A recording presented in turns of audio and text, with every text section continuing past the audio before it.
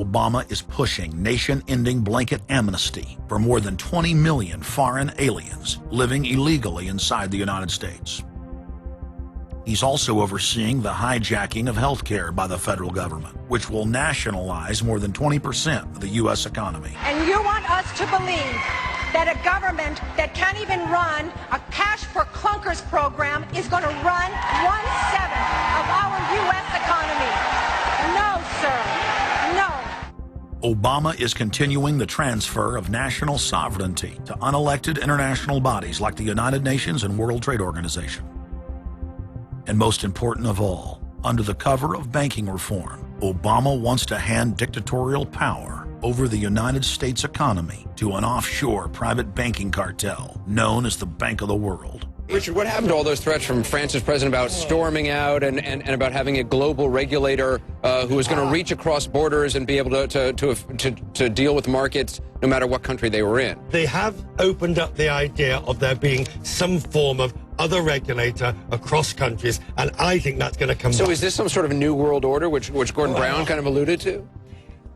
I think a new world order is emerging, and with it the foundations of a new and progressive era of international cooperation. The finance heads of the 20 industrialized nations met again in late September of 2009 at the G20 summit in Pittsburgh, Pennsylvania.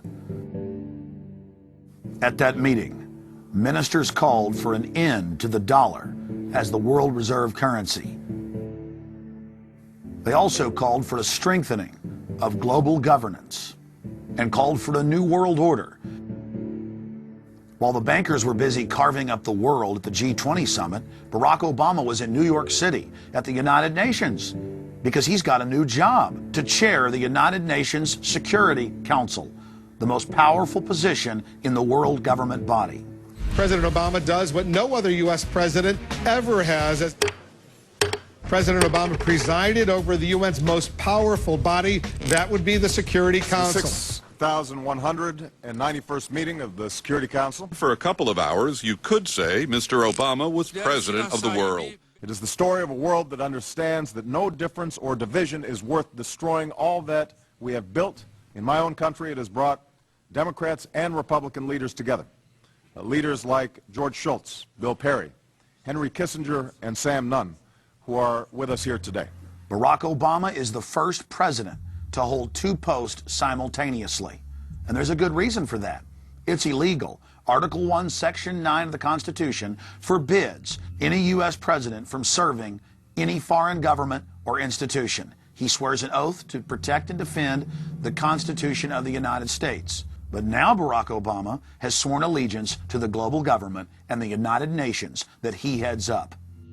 Let that sink in real good. Barack Obama now heads the United Nations Security Council. You cannot serve two masters, and Obama isn't. He's selling out the last vestiges of sovereignty that this country had. This, ladies and gentlemen, is the destruction of our nation, and it's also high treason. Obama's lies are obvious and out in the open. He hides in plain sight. And from the moment he took office, his lies have only increased, despite the fact that his ratings have dramatically dropped since Election Day. From the mid-80s to the low 40s, a large portion of Americans still gullibly hang on his every word. It is bringing entertainment to thousands of people. Through its magic, we are able to enjoy a combination of the radio, motion pictures, and the stage, right in the comfort of our own homes, simply by pushing a button and turning a dial. These cells with their electrical charges are scanned by a stream of electrons, completing 30 pictures a second. Compare that crude picture with these of today, and you can judge for yourself how far along the road to perfection television has traveled. Most people still today think that all entertainment to do with movies, drama, is therefore nothing more than their entertainment. It never ever was that case. Of course, television can't perform such miracles as this, yet. But perhaps there's no harm wishing that it could. The greatest social messages are promoted through movies and drama, high drama, through the fixation of emotive sequences, emotional sequences, not logical, factual sequences, but pushing points across in an emotional way which register and fix in the mind. So emotional content is very, very important, rather than going through an actual discussion or an argument using logic and facts. There's no debate. And when you're being downloaded through fiction, your guard is down, the censor part of your brain is not in action. It isn't saying, yes, I agree with this, I disagree with that, as you would in a debate or a lecture. You're actually in an alpha state, being completely downloaded with new ideas. Throughout history, social engineers have refined techniques designed to control large populations. About 100 years ago, this big organization with many branches, they wanted to rule the world basically using Britain as a nucleus of a system, an embryo, which also was going to be joined with the US under the Anglo-American establishment, wrote about the kind of culture and the changes of culture over a 100-year period that they would actually design, implement and bring in. And H.G. Wells talked about it too. He talked about arenas. He says arenas could be put up across the world for sports, for instance. Now at that time, sports was something that children, school children were into. Adults became adults and got onto adult things. So it was unimaginable at the time that people could actually believe that there was even a need for adult sports and entertainment, never mind having arenas built across the world. But he said we can do this and foist basically a sports culture for the males. Using a tribal system, we're all tribal to an extent, that's why we even bother to vote for a tribal leader. This is well understood, that's why we're supplied with these leaders. And because the average man was to become more disengaged from his own destiny as the expert class arose, it was decided that the males would get their outlet basically, gradually becoming helpless as males through sports. Therefore they'd have a tribal team they could identify with, they could cheer them on as they were winning. In their own personal lives, they were getting nowhere. They were getting disenfranchised in a sense as experts took over decision-making for them in all kinds of fields. So this was psychology at use, planned before they even implemented the sports. When radio came along, of course, they used that to the maximum. Sports for the men, soaps basically for the women. And then in came television, as I say, with its alpha state, its hypnotic state. And sure enough, around the 1960s, really, 50s and 60s, it took off. It really, really took off.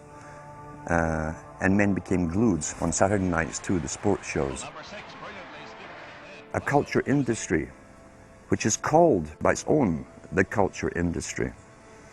The Soviet Union had a department called the culture industry. Their actors and directors were called the cultural leaders, because they would, like a computer, people are like computers, all you have to do is keep giving them new updates every so often, and you can change an entire country or a nation or a block of nations who are all getting the same upgrades at the same time along certain paths. Today we call it political correctness. Most people want to belong to their peer group. They want to be the same as everyone else when it comes to opinions.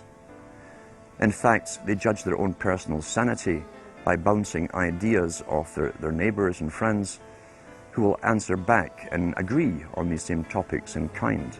It doesn't matter if the topics or what you're given are facts or utter nonsense, as long as everyone agrees at the same time. You'll say, well, I'm sane, and your friends will all agree because they've had the same information given to them. But they've been programmed, and I'm sad because I know that it's hard for people like that to take an interest, a serious interest in world affairs, to take a serious interest in what their elected officials are doing. And they're not going to be really inclined to study or discover the deception that's being used against them. And so I'm sad because I see all of that in a flash in my mind as being an indication of how easy it is for the masses to be manipulated. The scientific dictatorship understands what makes human beings tick. They understand our psychology. They've studied it, and they're using it against us. But the minute the public awakens to the fact that there is an agenda to